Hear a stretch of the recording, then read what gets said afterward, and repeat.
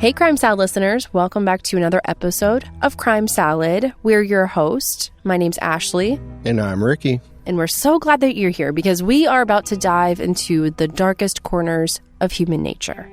So this week, we are covering a case that involves the Stockdale family. Maybe you've heard of them. The Stockdales seemed like your typical American family at first glance, living a rural life, deeply involved in music and religion, appearing to be a very tight-knit family. Back in 2008, their family was even on the popular ABC show called Wife Swap, if you remember that gem of a show. I love that one. There's clips all over TikTok. The little boy, when he had the mom that was changing his diet. Oh, yeah, the one who was throwing away all his snacks. Yeah. He's like, I gotta tell you something. Bacon is good for me. Classic. I love it. Every time I see that video, it still makes me laugh to this day. You're the queen and we're all the sorry people. His dad was so proud of him. That's my son. That's my boy.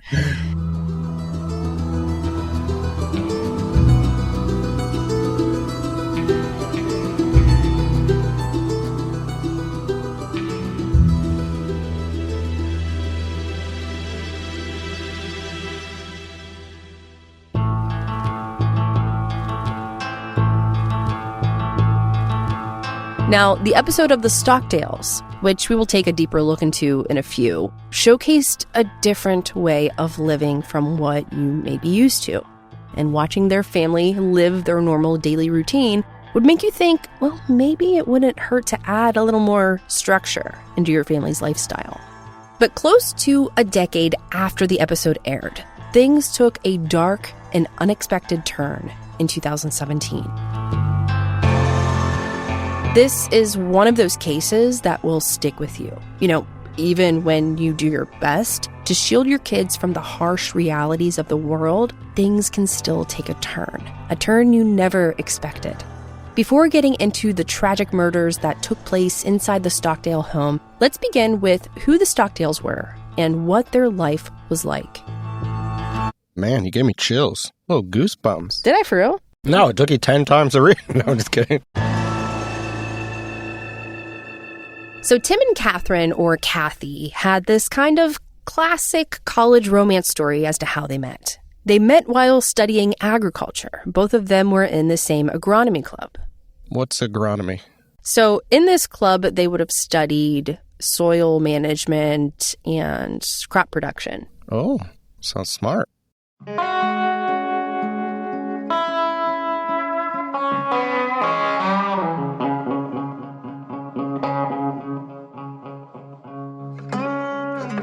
Now, the two farm-loving souls found each other amidst the soil and their crops, and one thing led to another.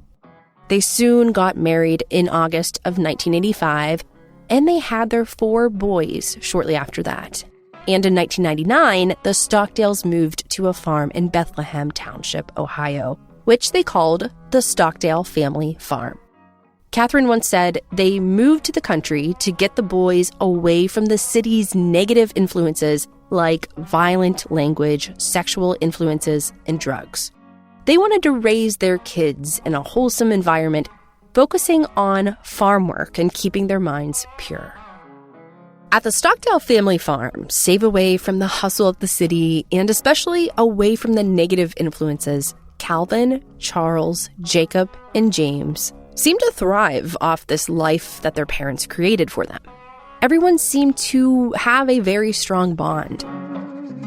Now, along with this lifestyle came no access to things like TV, no outside food, so that meant no fast food runs or restaurant food, and no outside contact with friends or anyone, only making home-cooked meals that were processed from what they raised and grew on the farm. And the boys were expected to do the hard work that came with it, which was a lot of hard work, tending to the animals and crops and other chores.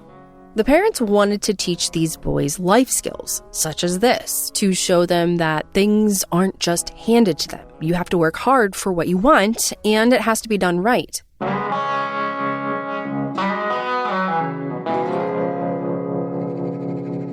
The mother, Catherine, was a big advocate for this lifestyle. She was the head of the household, assigning chores and giving a strict schedule that kept the boys on a structured path throughout their childhood and into their 20s.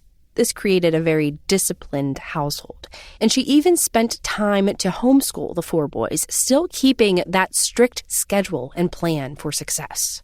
It would be so hard to run a family this strict. I don't think I could keep up with it, honestly. If I was in her situation, if I asked you to wake up at 7 o'clock to do chores, there's no way. You would be passed out on the couch. Yeah. So yeah, you couldn't relax on the couch. If it was the weekend, Sunday morning, you couldn't sleep in or play any video games. The household ran on a strict schedule from sunup to sundown, and it was a house surrounded by lots of folky bluegrass music, their love of God, and pure living. And they took every minute out of their day to do a task. So I guess you have to respect how people want to raise their kids. Everyone wants to raise them different. But personally, you can't have all work and no play. I'm a big believer in having free time, working on your goals and working and those types of things. But you have to have all of those things to be happy. I don't think you can just work and be happy. At the same time, that's their lifestyle. They're running their own farm. It would take a lot of hard work to keep up with everything, a lot of time and dedication, because they're making all of their food from the crops that they're producing, from the milk that they're producing. They harvested their own chickens. I'm sure she had their best interests in mind, but that's a hard life to live. Now, living on the farm, it meant that there was always something to do. They raised their own food, they processed it, grew their own crops, their milk. They rarely bought anything from the grocery store. Catherine's daily routine was quite something. She started the day making breakfast at 7 a.m. She would wake up the boys at 7:30, and they had to be at the table in 4 minutes, or else they would be fined 25 cents for every 2 minutes they were late. If I had that rule for our older son, I'd be like, woo! Oh my God, we'd be rolling in money. And all of these fines went into a jar. After breakfast, the boys had a list of chores and tasks. This was all week long. This wasn't just Sunday morning chores. They had chores from cleaning bathrooms to hanging laundry to making their beds. And Catherine would check on each chore to make sure that it was done correctly. And they had outside chores to complete, for which they would receive these tokens that could be traded for privileges, like listening to the radio, or they could watch a pre-vetted movie that was, selected by Catherine. So basically, the mother had a list that they could choose from? Yeah. Okay. So Catherine's schedule continues, and she starts lunch around noon, and she serves it at 1 o'clock p.m. After lunch, the boys practice their music at 4 o'clock p.m., and they have a debate lesson, which they have to pay for. You got to pay for something you don't even want to do? Well, Catherine would say teaching the boys to communicate and think through an argument is a vital part of their education. It is also a good way for them to meet and learn to socialize with other young people. So what's weird about this statement, though, is they didn't socialize outside of their family, though, right? Yeah, they all kind of stuck together in their own little bubble. Well, she didn't let them go out and meet other kids and date, from what I understand. By not socializing your kids with the outside world, I feel like it's just such an injustice. What happens when they grow up and they move out? They have to work in the real world. I mean, you don't want to be 24 playing freeze tag. From my personal experience, they don't let you do that at lunch breaks. Why, you tried to get your work friends to do freeze tag and they didn't want to do it? Something like that. This is such a gray area, almost like a controversial topic, because the outside world is scary. How many crimes have we learned about where it's like, oh my gosh, I'm never letting my kid out of my sight? That's how I feel. And I feel like we're all still trying to figure it out. Now, a friend of theirs, Steve Todd, he described the Stockdales as the ideal loving family, and he used the words admirable and well-adjusted. Which, I mean, if you look at this family, you might be envious because they have everything so organized and so planned out. Now, on top of everything that kept the Stockdale family busy, they were also very involved with their own band, the Stockdale Family Band. Their band started in 2004, And they had this whole routine of singing their favorite songs while doing kitchen and farm chores. The music they created was their way of bonding. They played a mix of bluegrass, gospel, and a bit of Appalachian music, and they even threw in some comedy. The band had 5 pieces: a guitar, fiddle, mandolin, banjo, and a bass. I have to say, though, this is what they enjoyed doing. Like, this was their fun, for sure. Oh, yeah, for sure. And they were good, like really good. Catherine was the band manager, and she booked shows and other things. They often performed as the house band for the Amish Country Theater and various community events like community concerts, fairs, festivals, and churches. Tim, the father of his 4 sons, was the anchor of the band. He was the rhythm guitarist and lead vocalist, and the one who would write the songs. He had been playing and singing since he was young and was known for his wide range of songs. He was extremely talented, and it's cool that he got to share his love of music with his sons and give them the skills to create music and enjoy music. And he felt like making the music with his sons was a privilege, which he seemed very proud of. Calvin, their eldest son, was the multi-instrumentalist, specializing in the banjo. He also took the lead in many performances. Charles, the second oldest, played the mandolin and was known for his harmony skills and sings both bass and lead vocals. Jacob, the second youngest son, was known for turning heads when he played the fiddle. He was well known for his unique sound that was a combination of bluegrass and Ohio old-time fiddling styles, which he actually won numerous awards, including the State of Ohio Fiddle Grand Championship. And together, the family band released a few albums, with one titled Take a Little Time for Jesus.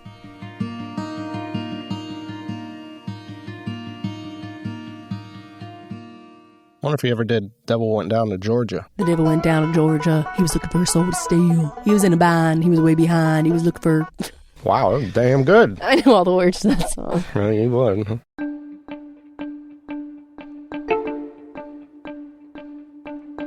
Now, as we mentioned earlier, the family had their appearance on the big screen with the help of the show called Wife Swap.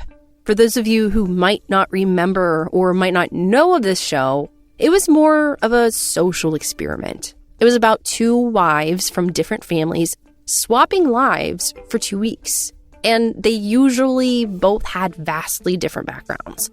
In the first week, the visiting wife would live by the rules of the host family. And then in the second week, she would get to lay down her own set of rules that she would go by in her own home. So this created, as you can imagine, a very interesting yet entertaining show to watch, seeing the 2 sets of families react to the drastic changes that would come at them. Ricky liked the show. I did. I liked it. And Undercover Boss, that was good too. And there would sometimes be conflict between the 2 families, or sometimes laughable moments like, oh my God, I can't believe she's making us do this. Or like the bacon thing. Total classic. Never see my face again. I honestly wish that they would keep doing this show. They should do a reboot. We should write to ABC and try to get on that show. Say, hey, we would love to be a part of that show. Our lives are crazy. We are total chaos over here. Bring in like some super strict mom into our household, she'd lose her dang mind. We have 4 dogs. That's all I got to say. And a toddler who's 2, who's like, literally, I caught him peeing down the steps all over the wall. We had to... On the wall, yeah. Scrub it. And he's potty training. We'll just say that. I mean, he shot that like 5 feet to hit the wall, too. I'm proud of my boy. Oh, my God. And usually at the end of the show, the families would have some kind of reflecting moment, like maybe I should add more structure into our family, or maybe I should kind of lay back a little on how strict I am.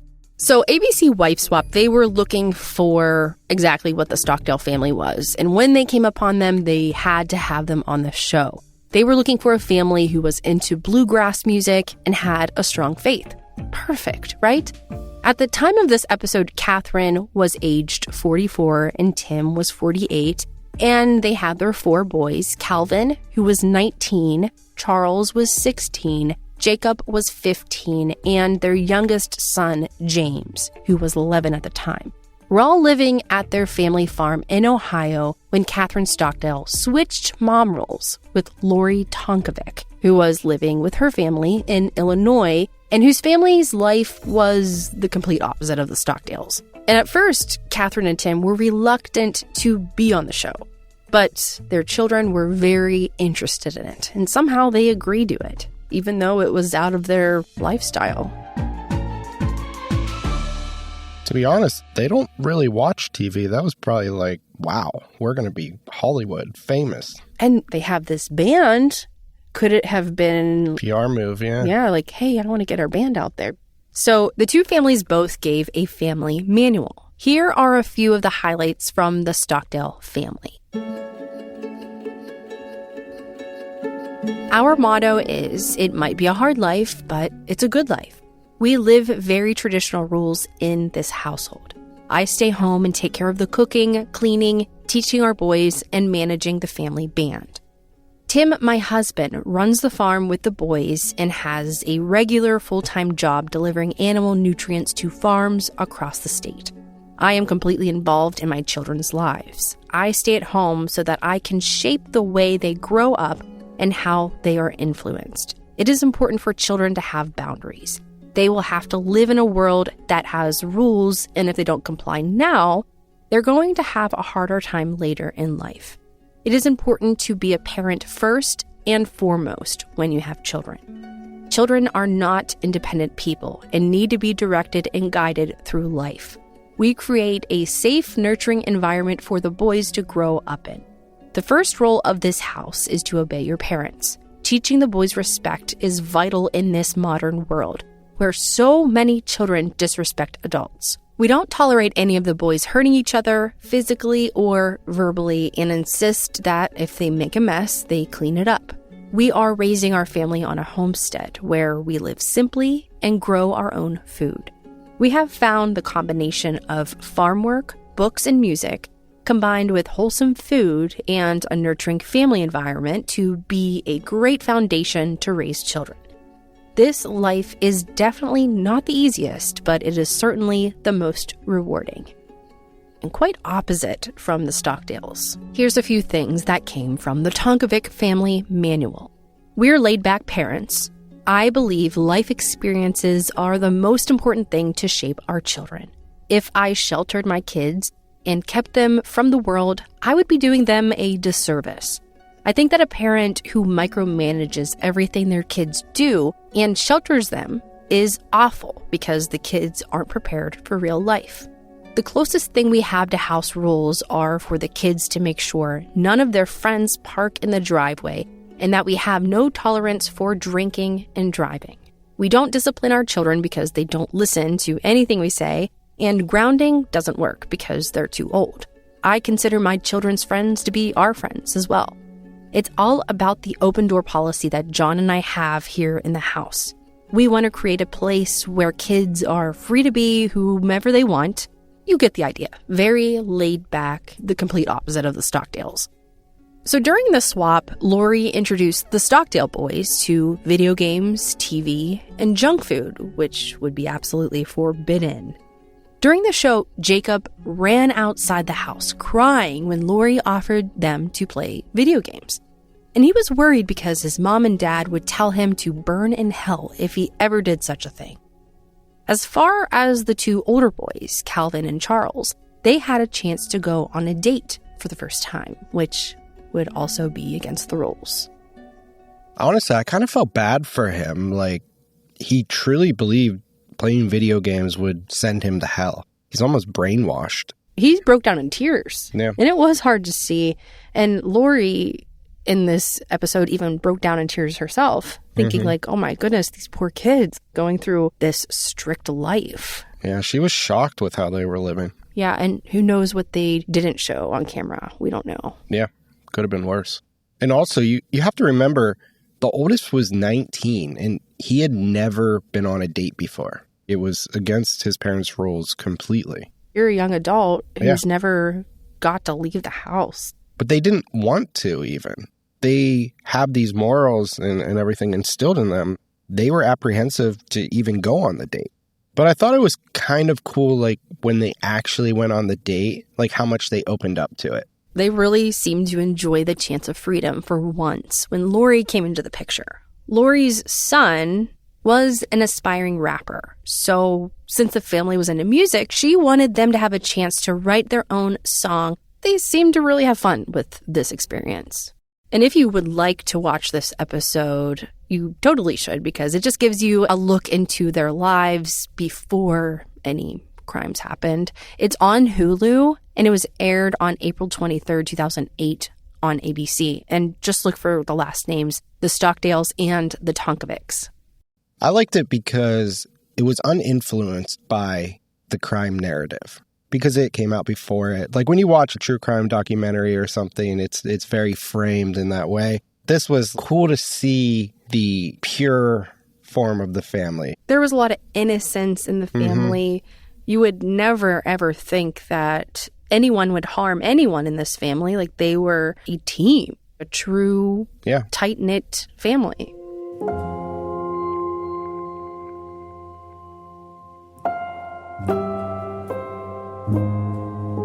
Meanwhile, Catherine and the Tonkovic family were working hard on a farm and brought in a priest to discuss marriage with one of the sons, Paul, who was sleeping in the same bed as his girlfriend, to kind of give him a warning like, hey, you could get pregnant. Do you want to get married now? And she even brought in these lifelike baby dolls. And this side of the family, they took up the idea that maybe it would be helpful and nice to help out around the house and be more responsible instead of not helping out at all and just relying on the parents. So as far as what they said at the end of the episode, they were going to continue helping out and getting jobs and adding a little structure to their lives. So Catherine helped this family out. Catherine also created a website after this show, and she included a few parenting tips that she had to write up for Wife Swap. And here's a few things that she said. This is the Stockdale's top 5 tips on raising a moral kid in a modern world. Move to the countryside. City life can overwhelm morality. How committed are you to raising moral children? Country life reduces many negative influences and distractions and is a great resource for productive activities and projects. Don't oversupply your child's needs. Let them feel the need and then achieve the satisfaction of accomplishment himself. Achievement answers the question, am I good enough? Be a moral example to your children. Jesus Christ is my guide. Who is yours? Will you be your child's guide? Television, peers, violent video games, negative music? Have a strong belief system and share it with your children daily. We are Christians with a back-to-the-land mindset. No Frankenfood here, only real food for real people. Technology's place is as a servant, not master. There is more with less. Choose a lifestyle that will allow children to spend most of their time with the family. Work together, sing together, pray together, eat together, play together. Quality time cannot be manufactured upon demand. The best teaching moments are found while spending large amounts of time together, in all caps. Expect moral behavior from your children. We post the 10 Commandments at our home and try to consistently reinforce them until our children internalize them so they become their guide, too.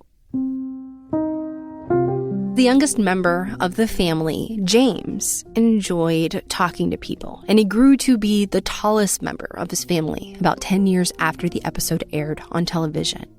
With 12 years of experience, James played the upright bass with ease and finesse. He is the one with a sparkle in his eye who may stir up excitement on or off the stage. He also enjoyed playing the guitar and open back banjo. So like we said, it was close to a decade after the family was featured on ABC's Wife Swap. And around this time, the 2 older boys moved out of the house, and the band continued with a family friend, Joe Steiner. The oldest son of the family, Calvin, was working at a college, and he would eventually get married and have kids of his own, and he moved out of the state. Whereas Charles, the second oldest, went off to college studying to become a doctor. They would occasionally come home to visit, and when they did, they would play some music together, but it wasn't an everyday thing for them anymore. So, left at the house was Jacob and his younger brother, James, along with their parents. It's not known, but we can assume that they still kept up with the farm duties and their chores, and Catherine very well kept to her strict set of rules. James, who was the youngest of the family, was around 21 at the time, so both of these boys were in their 20s, and he was hoping to go to college to study business in hopes to manage the family band. The family band was still a big hit, regardless of the two older boys no longer being in it, and Catherine would post videos on YouTube of Tim and his two boys playing on stage along with their family friend. The band was quite successful, keeping busy all summer long, and they were completely booked up with shows. And then a fateful day unfolded at the Stockdale home.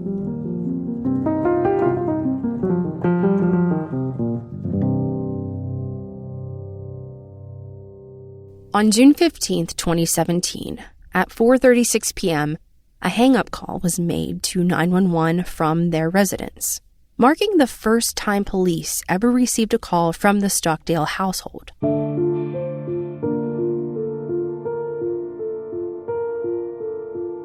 "20 minutes after the call, police arrived to find an unsettling scene. The front door was open, and they approached it. They noticed that a figure was in the doorway. It was then that a gunshot rang out. Inside, they found 25-year-old Jacob Stockdale on the floor with a self-inflicted gunshot wound to the head. Tragically, they also discovered the bodies of 21-year-old James and 54-year-old Catherine Stockdale. Jacob was transported by helicopter to the hospital. At the time of the incident, Tim Stockdale was not at home, and as far as the two older Stockdale sons, Charles and Calvin, they were in college and had already moved out. If they had been home, they could have fallen victim too. In the aftermath of the murders, the police quickly surmised that the deaths of Catherine and James were the result of a murder-attempted suicide. There wasn't an extensive investigation into their deaths as circumstances appeared clear. The police found that a 20-gauge shotgun, believed to be used by Jacob, was at the scene. It was theorized that Jacob may have waited for the police to arrive before attempting suicide. Tim Stockdale indicated to the police that there was no apparent issues leading up to this incident. However, the motive behind Jacob's actions remained a mystery, with only speculation to fill the gaps. On June 19th, Calvin Stockdale, one of Jacob's brothers, issued a family statement. He revealed that Jacob was in critical condition, but expected to recover. Calvin expressed the family's love and forgiveness for Jacob and requested prayers for his recovery in all aspects. In remembrance of Catherine, Tim described her as a devoted mother and grandmother, passionate about natural health, organic farming, and her Christian faith. Charles, another of Catherine's sons, remembered her as a strong, outspoken leader skilled in organic farming and theology, whose influence led him to earn a doctorate degree. By August 2017, Jacob, still hospitalized with brain injuries, was expected to face murder charges. In late September of 2018, after being found in sufficient health, he was formally indicted for murder. Jacob survived a severe traumatic brain injury from the incident, resulting in blindness in his left eye and multiple metal fragments permanently lodged in his head. For a time, he was unable to communicate or walk. Remarkably, Jacob claimed to have no memory of the events that transpired on that tragic day in June. He took a shotgun shot to the head and survived. That's crazy. Very. Jacob's path to his plea was complex. After turning himself in, he pleaded not guilty. He was found competent to stand trial, but later, additional exams were ordered to determine his mental state during the incident and his current competency. Eventually, he pleaded not guilty by reason of insanity. While in a state psychiatric facility, Jacob underwent treatment for his depression and participated in restoration activities to help him become competent for trial. He even tried to escape twice from the facility, though he was eventually deemed competent to stand trial. However, in 2021, he was moved back to jail and told he could no longer use the insanity defense.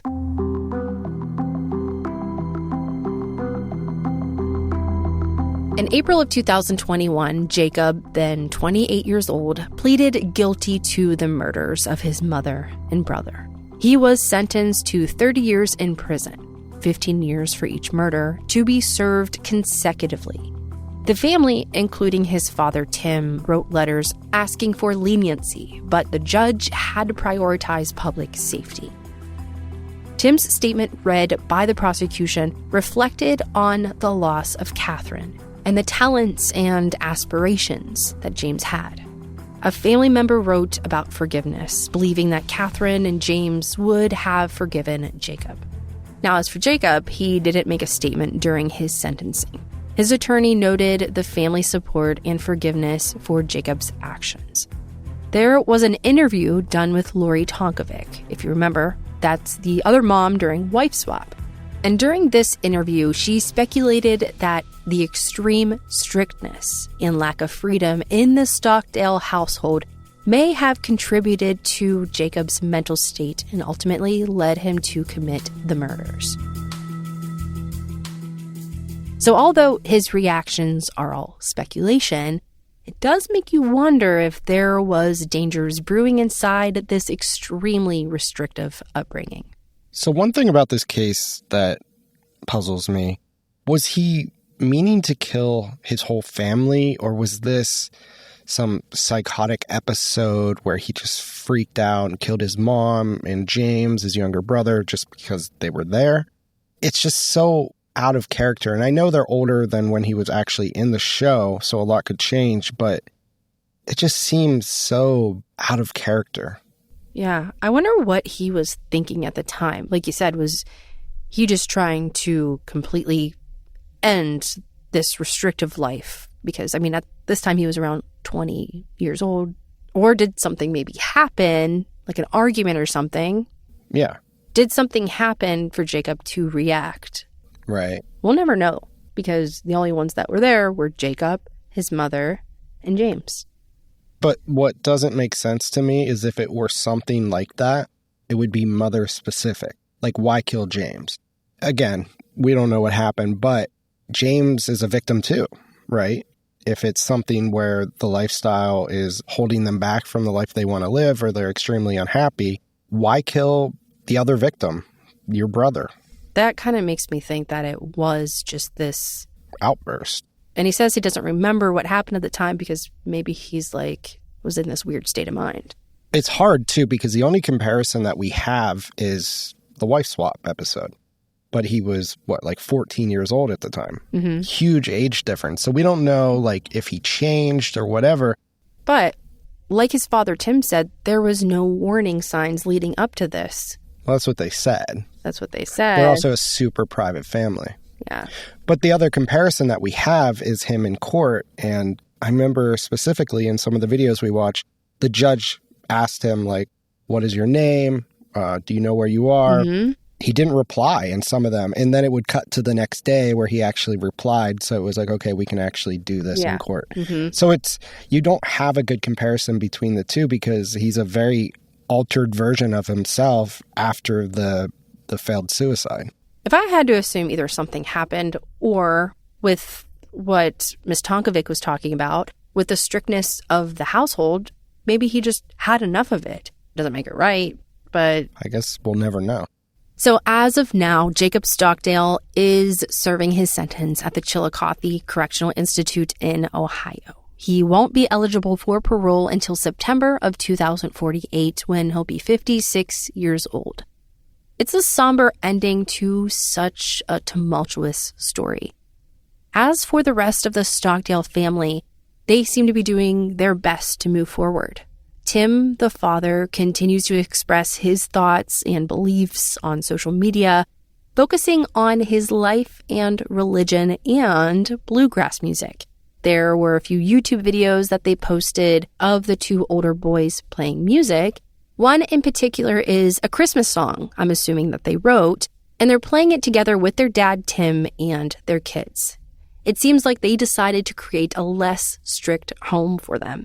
So they didn't continue with the strict schedule that their mom had. It's also weird, though, you mentioned Tim uses social media. Like, that sounds so foreign coming from the type of family that they were. That's true. That's a good point. And one thing that I thought was cool, too, was that the song that they created, they even had a line in there that mentioned the kids watching TV and playing with toys. So it seems like they really stepped away from this strict lifestyle and they were moving forward in a positive way, which is really nice to see because that's just got to be really hard. Yeah, or at least altered it. They may still have the same values, but it seems like they definitely did loosen up. Mm-hmm. Talking about this story, it really hits home how complex family dynamics can be and how mental health issues can sometimes go unnoticed or unaddressed until it's too late. Now, we don't know specifically, or we may never know what led up to or triggered that fateful day in June of 2017, but this story is a stark reminder. If you are ever in a situation where you feel like you don't know what to do, where to go, or how to move forward, there is always help available, and you're not alone. There's this really, really cool lifeline that is called 988, and it's a suicide and crisis lifeline for people living in the U.S. You can either text, call, or chat online, and they provide round-the-clock, so 24/7, professional assistance, providing confidential support for people in need.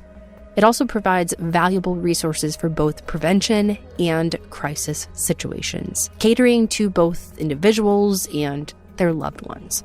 So you can simply text a message to 988 to get a hold of a professional in a crisis. In sharing this story, I hope to honor the memory of Catherine and James Stockdale and acknowledge the complex and painful journey the family has had to endure. It's a story that's both heartbreaking and eye-opening, reminding us of the fragility of life and the hidden struggles that many families face. And I'd also like to say, even though we disagreed with some of the parenting choices throughout the episode, Catherine was a loving mother. She cared deeply about her family, and this was something that should have never happened. I agree.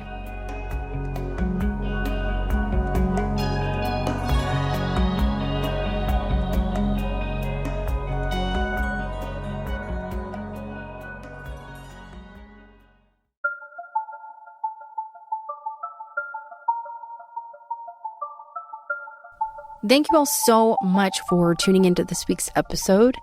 Next week, tune in for some more Crime Salad. Also, the reviews have been awesome. We've been getting some really cool reviews. So if you haven't reviewed us, please do. Send us a review. Try not to be mean.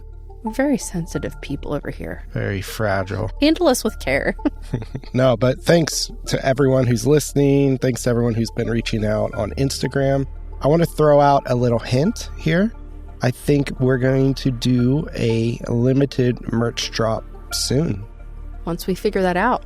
Yeah. Pretty soon. But if you've noticed, crimesalad.com we can't get that website. We can't get that domain anymore because it seemed to slip right underneath our fingertips. It did. I think it's, $10,000 if we want it? Yeah, so we did have crimesalad.com. Yeah. So we had crimesalad.com. At the very beginning. We lost it for a couple days. Someone swooped in, bought it. Yeah, whoever you are, listen, we're not giving you that $10,000. No, we're going to change that name. Fun stuff. Oh, also, we went to a basketball game. Our son's in high school. I went to the bathroom and they asked you. They were like, why is Ricky always wearing shirts that say Crime Salad? I don't know. He's kind of weird. I don't even know what that is. But yeah, hint, coming soon. To a website near you. That we haven't figured out yet. But it will be. figured out after this episode, right, Ricky? Maybe. Might get to work. Bye.